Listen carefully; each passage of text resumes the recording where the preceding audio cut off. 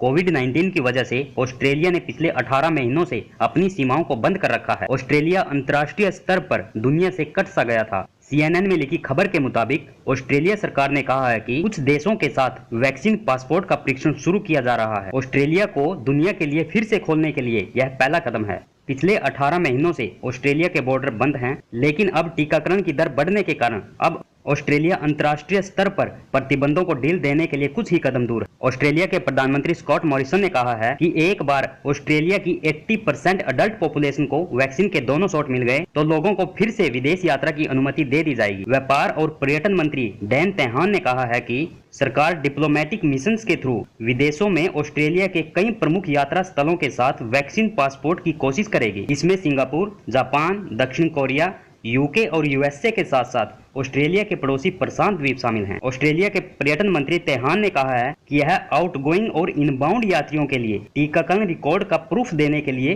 Real passport से जुड़े QR code का रूप लेगा। ऑस्ट्रेलियाई पर्यटन मंत्री तेहान ने कहा है कि हम यह सुनिश्चित करना चाहते हैं कि जब भी अंतर्राष्ट्रीय सीमा खुले तो लोगों के लिए फिर से यात्रा करना सक्षम हो।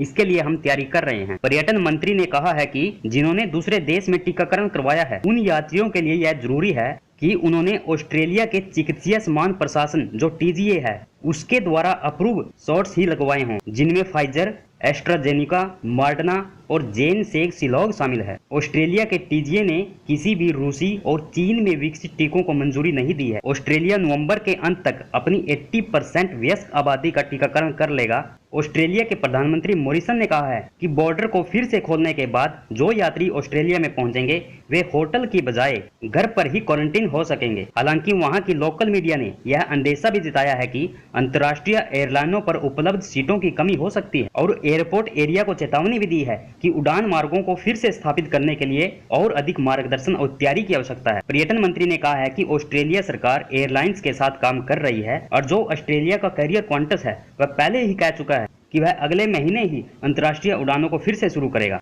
हालांकि प्रत्येक अंतर्राष्ट्रीय मार्ग पर कम विमान उपलब्ध होंगे। तो ये इस प्रकार की अपडेट ऑस्ट्रेलिया की सरकार की तरफ से आई है। ऐसे ही अपडेट प्राप्त करने के लिए आप हमारे चैनल को सब्सक्राइब करें और बेल आइकन को भी प्रेस करें ताकि हमारी वीडियो आप तक सबसे पहले पहुंच सके। धन्यवाद दोस्तों।